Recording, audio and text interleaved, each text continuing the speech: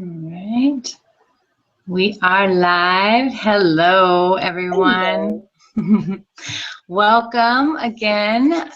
This is All Things Crunchy. I'm MJ. I am on location here today at my girlfriend's house because we're going to have some fun tomorrow. I've done a show with her before, Jamel of A Wholesome Home, and we're going to go up to Long Beach tomorrow and um, basically share her love all of her products and everything. So it's going to be fun. So I'm here tonight, away from my family. If they're watching, then thank you guys, and I love you. We are going to talk tonight.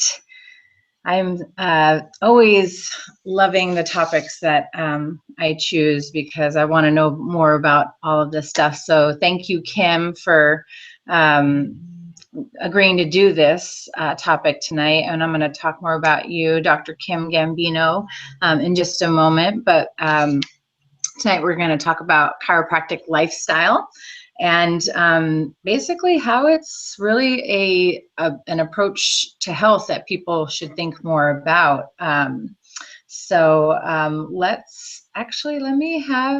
to introduce Dr. Kim Gambino right now, and she's going to be my guest expert here on the show tonight as we talk about this topic.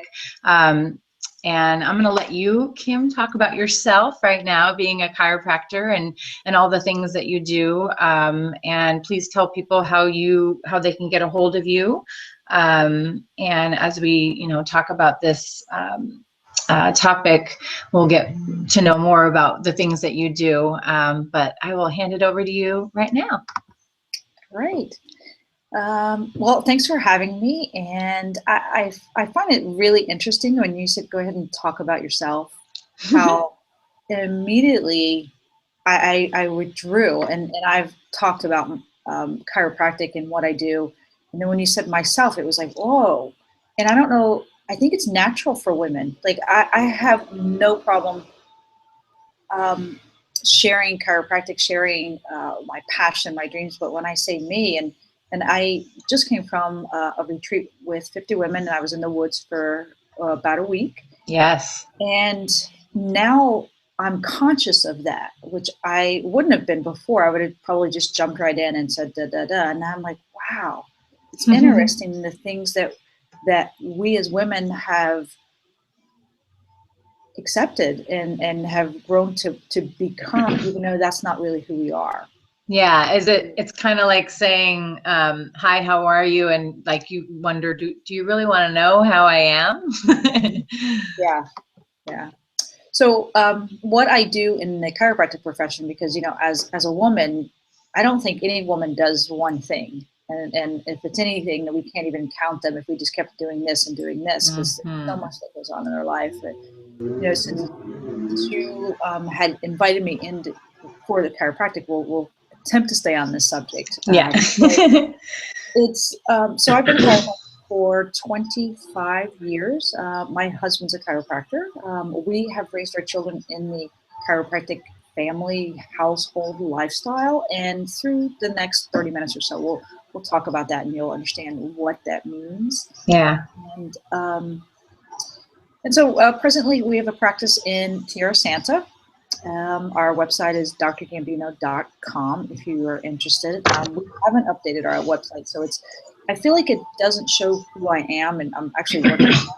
I think a lot of people who are small business owners have the same thing. It's like we have so much of what we're offering, but our internet, or what would you say, our media doesn't reflect who we really are. Yeah. So, Yeah.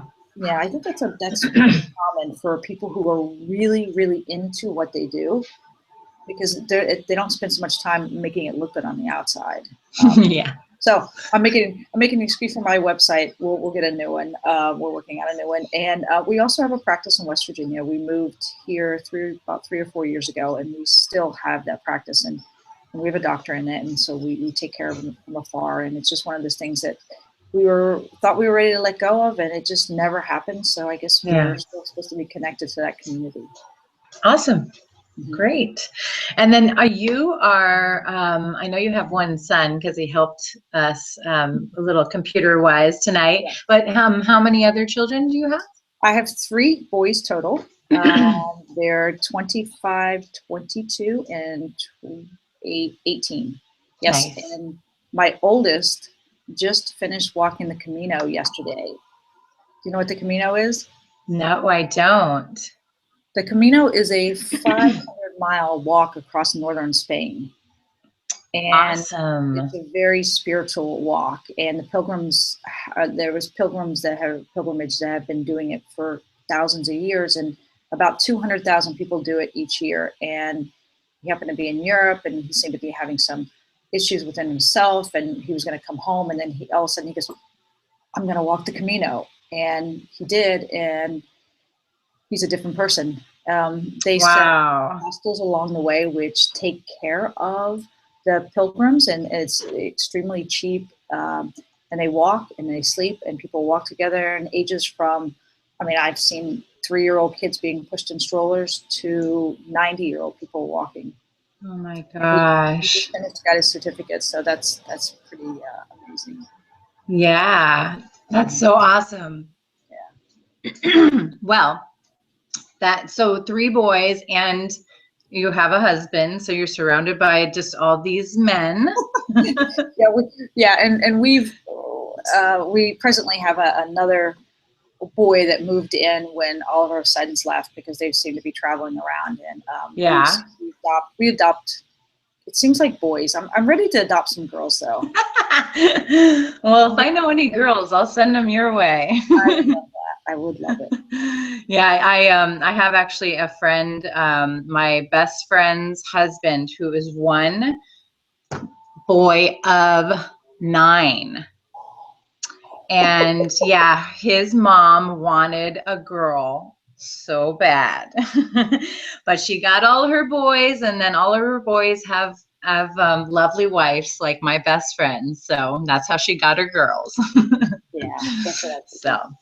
Well, now that we have gotten into the show a little bit, I just wanted to tell anybody that's watching us live that if you have any questions, if you're watching us through Google, you'll be able to just click on the icon there that should bring up the question and answer, and I will try to check that throughout the show. Or you can also just leave a comment under the YouTube video there, and that will show up on my phone, and hopefully I will see that. And please, any questions or comments, we would love to have them live or later. We know obviously our audience is parents, so not able to watch maybe when we're live, but you can always watch us later. And if you have questions and we can get them answered for you, we would love to do that. And like Dr. Kim said, her website, drgambino.com. I have that showcased here in the Hangout. If you're watching on Google, you can just click right over to it.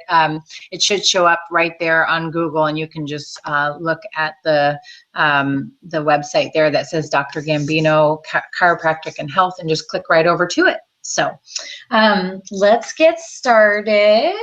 And I think what we are thinking about starting off here, so let me bring up my little lower third for those of you who like to go through. So children in chiropractic, and I mean, now that I'm a mom and I know that this stuff is so useful, it makes sense to me now to start, when they're younger. You think only like chiropractor when you're older and you're falling apart, but there's lots of really awesome benefits. So I'm going to hand it over to you, and we'll kind of talk about the children and chiropractic and what it can do for them. Okay. So I'd like to start. Most people, I would say the general public, thinks that chiropractic is bad backs. I mean, I have a shoulder problem, I had a headache, I have a backache, and chiropractic was actually founded on a deaf man, and he had been deaf for 17 years. And the first adjustment was adjustment to the back and to the neck. And then he got his hearing back. And so they started studying, and the guy started doing the same type of thing to different people. with thinking their hearing was going to come back, but it didn't. But their heart problems went away, their stomach problems went away, their headaches went away, their back pain went away, all these different types of issues. And then he's like, wow, this is when they started chiropractic. And so for years, the school was so big, the very first school, which was in Davenport, Iowa, it was so big that it was busting out of the seams. And there were hundreds of people becoming chiropractors. And then we kind of got indoctrinated with a little bit of medical, financial reason for medicine. And then it kind of, I guess there was a bunch of different, civil lawsuits that had gone because the medical community was saying chiropractic was bad. And so there are people who have searched it out that know that when you don't feel good or your body's not doing well or something, you just want to get checked out so you can have better improvement in who you are as a person, and not just a pain or an ache. And it can be clarity in your mind from getting adjusted. And so, and an adjustment also, when we talk about that, so some people also think that an adjustment's going to be like bam kind of thing.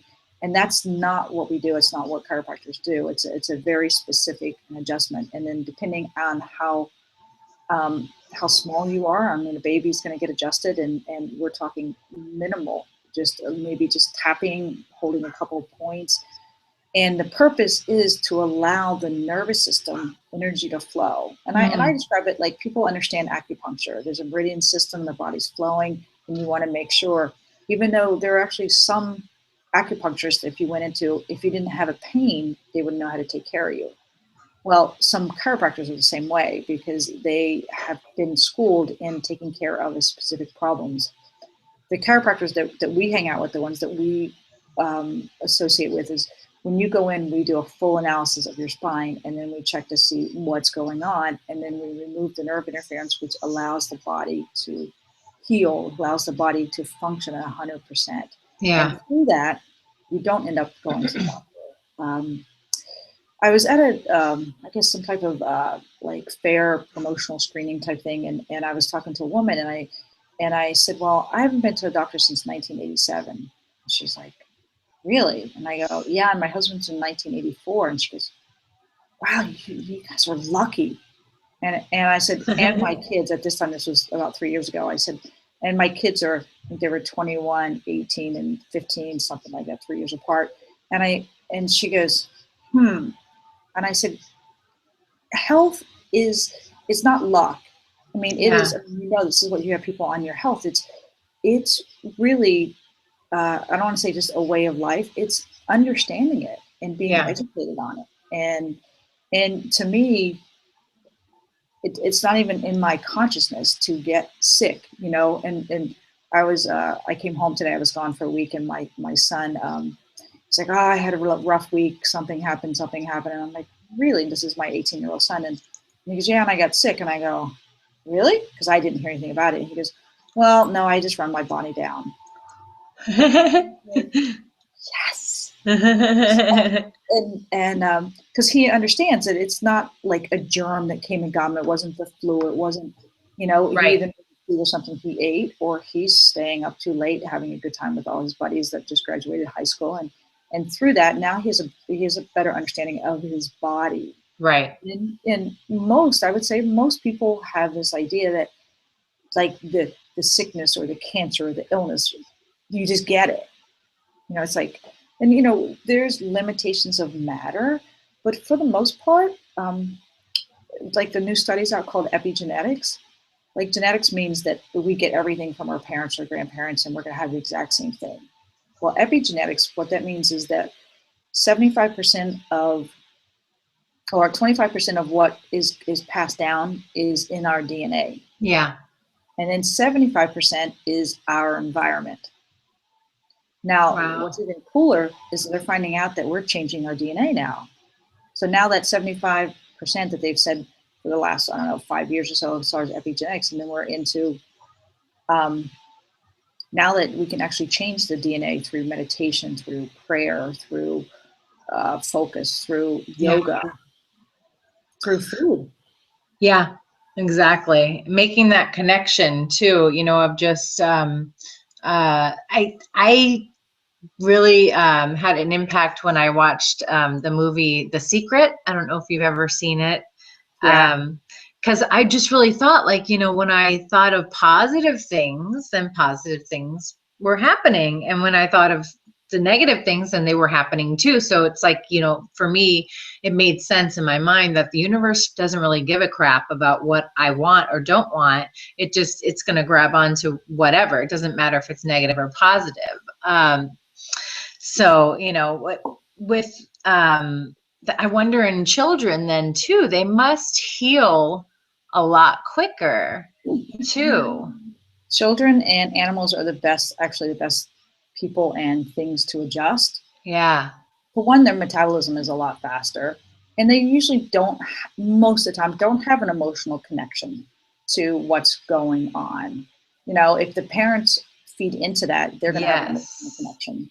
And I'm also come from the place of everything happens for a reason, no matter what it is. So if you're coming up with an illness, whether it be you or your child, it's something that's part of your experience here. Right. And not to resist it, because resisting it, like you were saying, is the same thing. It's actually calling for it, because things change, or things chase or follow energy. So when Yeah. you're highly resistant to something, that's high energy, Yeah. and the universe doesn't care what kind of Right. energy it is. So Exactly. after that, so So with what are kids coming in then? I know we're going to get into newborns getting adjusted, but what are the parents bringing the kids in for? Like, I guess, I don't know what age that we want to talk about children and break it up from newborns, but yes, so some of our things that we've been over the years have taken care of. Quite a few years ago, it was ear infections. A lot of ear mhm, infections, a lot of allergies. I think people are understanding, and our food seems to be a little bit better. I mean, years ago, people were eating hydrogenated oils. McDonald's was not that. Until I think that movie came out, whatever that McDonald's movie was. yeah, And supersize me. Supersize You, yeah, Supersize Me, and so that was a big one years ago. Headaches are a big one that a lot of kids have headaches, and it's not Yeah, normal. And they've been to the medical doctor, and they've done this and done that, and they've done the CAT scan, and it's nothing, in the brain. And so that's a big one. Lately, our and colic has always also been a big one, because and they've always said, they say colic is, oh, it's the belly, rub their belly, but I really think it's the spine. The baby is mhm, moving, it's uncomfortable. yeah. And yes, it happens in the evening, but it seems like most of the stuff that we start to feel is a little bit more in the evening. Well, and I think for a breastfeeding baby too, or bottle feeding, I guess it doesn't really matter, but just, that act of sucking. And I think that, if there's something's pinched, because that was something that we had experience with as far as spitting up. There was something that was being pinched. And so once that got released, there was no more problem with spitting up, and because there was nothing that was dietary that was causing it. It was just that needed a adjustment. Yeah, we've and lately I'd say some of our biggest things are probably hyperactivity, learning disabilities, Mm, um, ADD, ADHD, vaccine injured children. The sooner hmm. they get adjusted after they've been vaccinated is better, to really stress on their body. Yeah. A lot of like midline problems, like tongue tie is a big thing lately. I'm not really sure. We're still working on that, trying to figure that one out. But that seems to be a big one, and that affects the breastfeeding. That means the Yep. baby's able to get the Tongue proper amount. tie, lip tie. Yeah. When I had my son in 2011, that was when it just started getting really, noticed, and more times it started coming up. But that's been a question out there for a while. It's like, gosh, I understand. It doesn't make any sense really why it's happening so much these days. But Yeah, because that was almost unheard of. But it's I yeah, mean, it's common. And yeah, there's a lot of things that happen during the midline as far as the nervous system goes. Yeah. So we don't know if that's it. We don't know if it's the way the babies are being born. Right. Yeah. So then let's go into that actually, with um, uh, the babies being born, getting your newborn adjusted. Some people must think like that, they just don't think. I mean, it's funny to me now, I had a home birth. So, to know that I could have my baby and the plates on his head moved and all that, I mean, that to me made sense. And I'm like, I can do this, but if people really don't educate themselves and understand like how actually a baby comes out, it maybe really might not make sense that why a baby would actually get benefits from getting adjusted after being born too. Well, whether they're born at home or whether born in the hospital, C-section, vacuum extraction, forceps, it's a stress. It's a stress on the baby. Natural by far is the best. Nothing, allow the baby to come out, no pulling on the head, anything like that. So one of the important things of having a baby checked after birth is to make sure their nervous system is working properly. And recently I attended a birth, and it was somebody who was very well educated, and I assumed I came as the chiropractor, and I assumed everything was I didn't need to say anything, and the birth happened really quickly, and the next thing you know, this midwife that wasn't the midwife that was supposed to delivered, and then on the first push, she went in to pull on the head, and it's funny, over the weekend there was another woman who's an older woman, and I told her this, and she's a midwife up in Seattle, and she goes, "What do you mean? How do they pull on the head? Like after the head came out?" And I go, No. As it's coming out, they're going in. And she said, "Why would they do that?" I go, "I don't know." And I go, "It was the first push. It was like the woman could have just let the baby pop out." Yeah. And so when he came out, he cried, and I noticed this, and he's crying and he's crying and he's crying, and because the births that I've attended, it seemed to be pretty gentle, and the baby comes out and then nurses, or falls asleep. Yeah. So I don't know, maybe it was about 2 hours later after everything calmed down, I checked him, little tiny adjustment, but the way he was coming out, and when she put the force on his head, created that to go in his head to be tilted slightly. I mean, no one would notice. Right.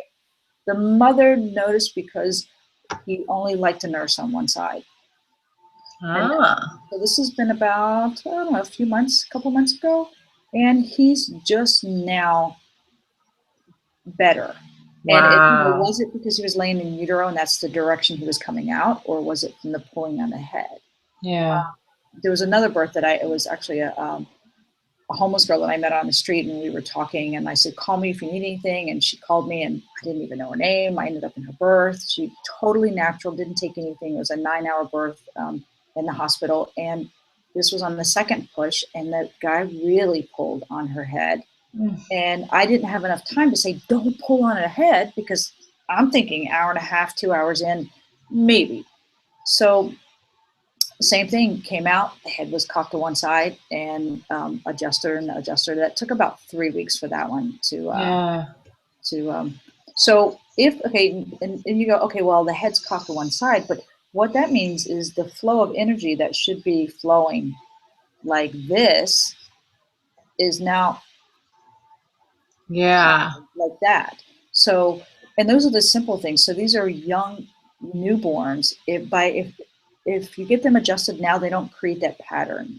Okay. So the sooner you get adjusted, no matter what it is, whether you're in a car accident or a major fall or something like that, and the chiropractor is not going to go, if you have something that maybe fractures, not going to go in and do a really physical move on you, but enough we want to change the neurology so that pattern doesn't get set. Because if that pattern gets set, then you have to work through all that time. That's why somebody that's 60 years old is really it's not hard to adjust, but the chances of them coming back to when they were 15 years old, it's not going to happen. Yeah, exactly. The longer that you're going, with that, like you said, set in, the harder that the longer it will take too, and maybe the harder to get you back.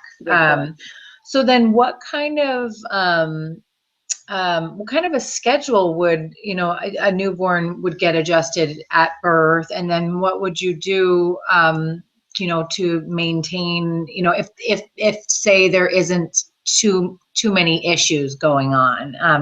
Although I don't really know a mom that hasn't had that happen. Well, if you're talking about the mom or the baby. Yeah, exactly. Yeah, I mean, we always encourage the mother and the rest of the family to get adjusted. And it really varies from baby, infant to infant. I mean, it really varies. Our very first patient was a little girl who had cerebral palsy, and she wasn't walking and talking at 20 months old. And my husband and I had just graduated, hadn't set up our office. We kept waiting, and things were falling through, and we were running out of money. And then we met this woman, and we said, bring her daughter over, get adjusted. We adjusted her for free for 2 weeks straight. And within 2 weeks, her head was up straight and her eyes weren't crossed. And that was our very first office. And when we were living in New York at the time, and she got adjusted 3 times a week for 5 years. And because that's a major pattern. That's a lack of oxygen to the brain during birth. And so it was constant. Other babies, they come in, we check them, and then we, if they have symptoms, we'll have them come back in another day or two. And if they're holding, we're like, okay. And then if they're holding, it really depends on, and we check them. If they don't need to be adjusted, they don't need to be adjusted. But most babies, when you adjust them, and you'll see it, like they'll be like this kind of, and then they just start to relax. We had one baby that was a pretty traumatic birth. They had pulled out. And we use a little instrument, a vibratory instrument, and the kids call it a woodpecker. And they're like, "Oh, I want the woodpecker."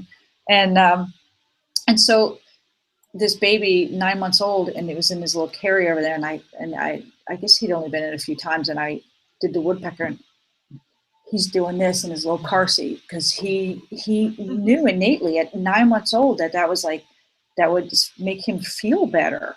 Oh, wow. It's really amazing. And the kids that come into the office, they fight over the tables, which is really cute. And they fight with each other, which is cute. And but, and I'm like, the safe zone is around the table. You're not allowed to touch them. And, and usually if the mom says something, they don't listen. I'm like, this is safe zone. And they're like, but they love it. Innately they know what's good for them. They feel it. Yeah, exactly. I mean, I actually have experience with chiropractor for myself, but my son has had cranial sacral manipulation from a osteopathic pediatrician since he was, first born. And so now that he's 5, it's kind of interesting to have him go in and see her and like have him, tell me about how it feels and what's going on.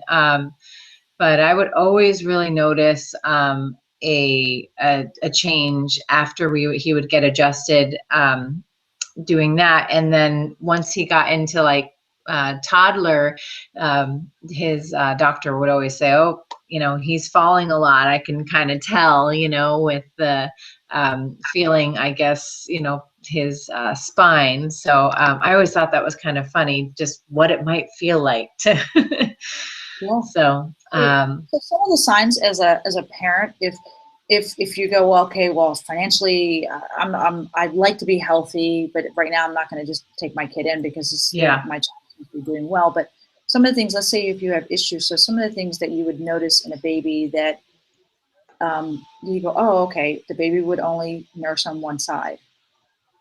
Right. Or the baby won't stay latched. That's a big one. Will keep coming off, and it's not a midline issue. The baby cries a lot. Yeah. Something's going on. And, if you're taking the doctor, we don't know. And when they start to crawl and they have like a crab crawl where one leg doesn't go like the other, because it should be right, left, right, left, right, left. And if it doesn't, then that could be possibly an issue. Yeah. If they fall a lot, there's a cerebellar issue going on.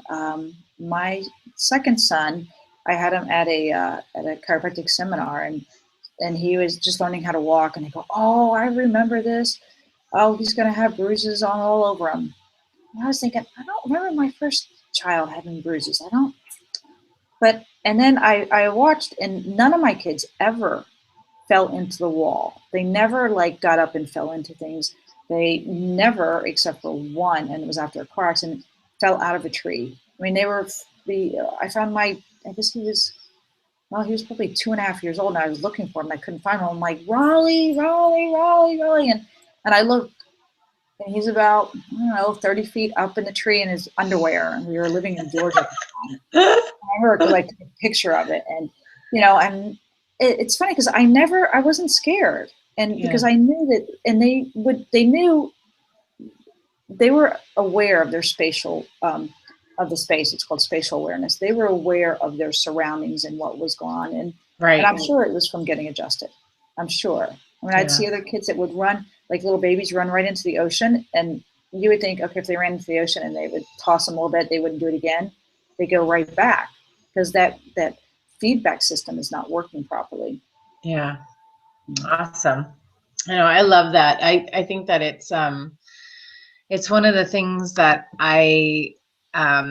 it's kind of a no-brainer as a parent now, but I loved it when I first, became a parent and my son got older, but just, teaching him his awareness of his body and just, about, just really listening to your body. So, because we still talk about it, as far as food goes, and, anybody who is, as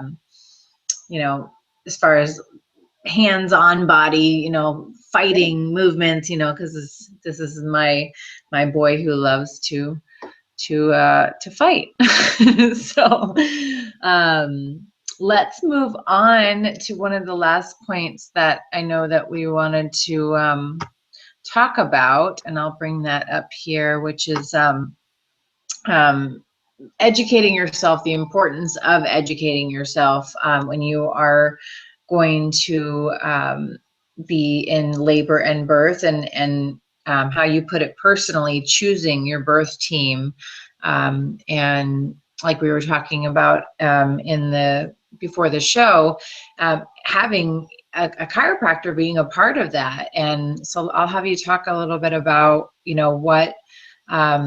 what it is, to just, what are the advantages of having a chiropractor being a part of your birth team, and just, obviously there's so many advantages to educating yourself and personally choosing these people, and knowing that, going into it, do I need a doula? If you feel like you need a doula, get a doula, all the things that you want and need for your birth to make it the best that you can, because really we can only plan, but who knows what's going to happen. Yeah. So recently I became part of the San Diego Birth Network, and it's a resource for women who are who feel that birth is a natural process.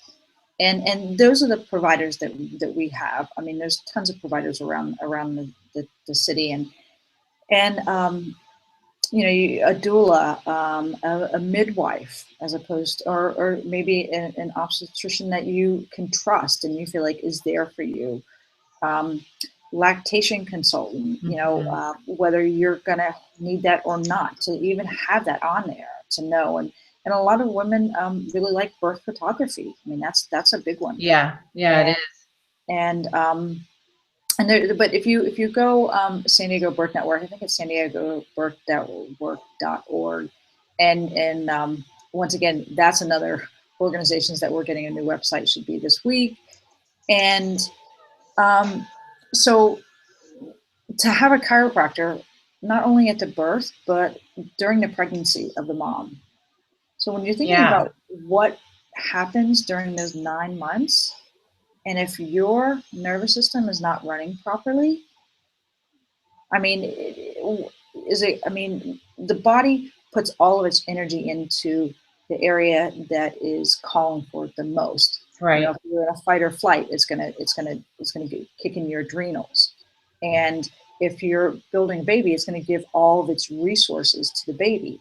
Now, I remember a lot of our mothers saying that their teeth got bad, different things were bad after their pregnancy because they didn't know, they weren't really taking care of themselves.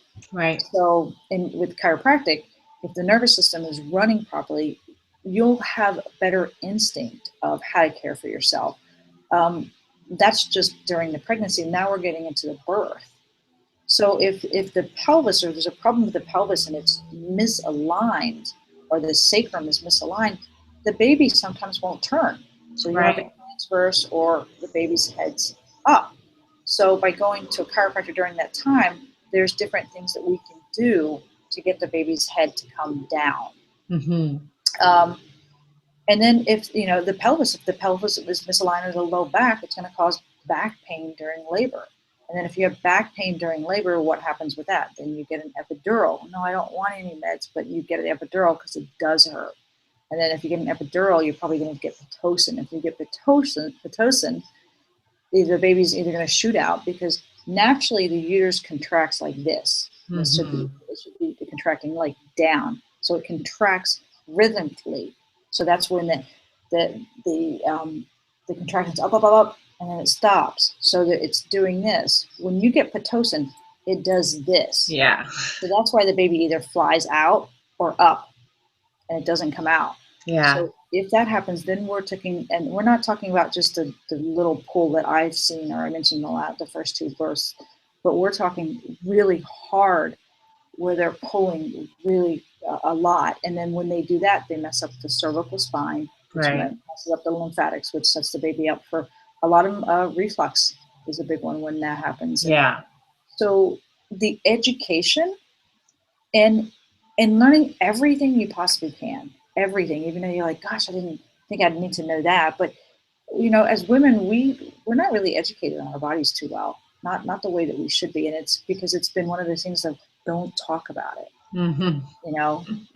It's the thing is down there, and that's after spending time with these 50 women in the woods. It's like, our bodies are beautiful, and to be comfortable with that and have our daughters, which I have no daughters, but have our daughters be comfortable with that. So when it's time, it's not a strange thing, and you don't really know what it is. It's so funny that you say that, because I was just at the pool recently, and I had a mom tell me that, we just started conversating, and she was saying that she couldn't go in the pool because she had her monthly period, but she didn't want to tell her daughter that. Her daughter was like 9, and I'm thinking, holy crap, like my 5-year-old knows exactly what's going on every month, and especially can you take a bath with me, Mom? Nope, I can't right now because I have my period. Oh, you have your period. He knows what's going on. I'm just sitting there going I know that I'm not wrong for teaching him what's going on. I just thought geez, I can't believe that this mom doesn't tell her 9-year-old daughter. So, wow. Yeah. It's and I think that's carried into birth. I think that whole thing, because it's still the same thing. It's like, ooh, what? Don't really talk about it, but it's beautiful, and it's not sexual or anything. Right. It's our bodies, and the more that we understand them, and the more that we are educated on them, the better that we can take care of them. Exactly. And that includes showing, our children, letting our children see, and, having them having us, be ashamed of talking about it either too, because if we grew up possibly, in a different way than we're trying to parent our children, then it can kind of, be a little hard, but you just kind of have to work around that. Yeah. But I mean, all the things that we're talking about here too, with choosing your birth team. I mean, it's definitely ideal to have all these things set up, and some of the things, maybe might have to prioritize just to be able to at least, have some of the things that will make your birth a better birth, and definitely educating yourself that's free. So, yeah. And there's a lot of, there is a Facebook group. I think it's a group, or it's a page where there's a lot of education that's on there, and things are posted about things that are going on around the city. And there's a lot of free stuff too. I think there's a lot of groups that very supportive. I know that there's a couple Facebook groups that are private, that are birth workers, and I saw a woman posted, I have a woman in my neighborhood, her husband's military. She seems to be having a rough time. This is her first week home. Can anyone check on her? And there were like 10 people from around the city, not just in her neighborhood, that said, hey, I was over there yesterday. I checked on her. All right, well, I'll take her some food and I'll do this. And I just thought that was beautiful. I mean, that's the way we should be. Exactly. That is exactly what I was thinking. If we all just helped each other. So, well, I love that. That's one of the things I think we were talking about in the beginning. This retreat that you went on, and doing stuff for yourself and self-care. And when you have a baby, that's part of your self-care, is to get help, to ask for it. I have been a huge, pusher of my moms and the people that I know, to, get the help, ask for the help. I was one of those people that kind of had the pride when I had my son, just growing up that way, that I could do this and I didn't need any help. But that's just not the way that we're set up. We're set up to be a community. We're set up to be, to need each other and to get that from each other. Because one of the things that I really love that I thought of is that I'm taking away from someone else when they can't help me and give to me. I'm taking, because I love to do that for other people. So, but definitely when you are pregnant and when you're having a baby, it's huge to kind of set yourself up for success and the things that you want. And it's good to be kind of selfish in that way. Well, I want to end the conversation, but I do want you to talk a little bit about some of the things that you have going on in coming up soon here in August, and then another event, something going on at the end of September. So I'll give you a few minutes to chat about that to our audience. Okay. So the San Diego Birth Network, which is usually birth providers, but we're opening this up to anyone who's interested or any moms who want to connect. And we're having socials this next month in August. It's actually next Saturday at Good Vibrations Chiropractic in Kensington. And that's going to be from 10 to 12. And they're going to be talking about their office. So if you are interested in chiropractic care, if that's a place that you may want to go check out and see. And then there's going to be different providers there just talking about what they do in birth. And then in September, the beginning of September, I think it's September 10th, we have our red tent. Okay. And this is the annual event where women come and it's beautiful. It's amazing. And when we say birth stories, it's any birth stories. It's good, so-called bad, they're experiences. So and sometimes sharing them, if it's been a trauma, sharing them, you feel better. And then other women, you come and you share, you have a great birth, so you can encourage someone else to, that it's possible, that it can be, it can happen, and things do turn out well. And then other times they turn out the way they turn out. And so that's September 10th, and that's through the San Diego Birth Network also. And then in the end of September, I've put together a, it's kind of based for chiropractors, but we have patients and people who are thinking about going into chiropractic. I'm doing a retreat in Joshua Tree, and it's called Chiro Wonder Lux. And basically it's a healing retreat. We're doing yoga, meditation in the morning. We're going to have different tents set up. Instead of having scheduled events, we'll have tents set up where you can go. I don't know if you saw the study where if you look into someone's eyes, you fall in love with them. It's like a 4-minute thing.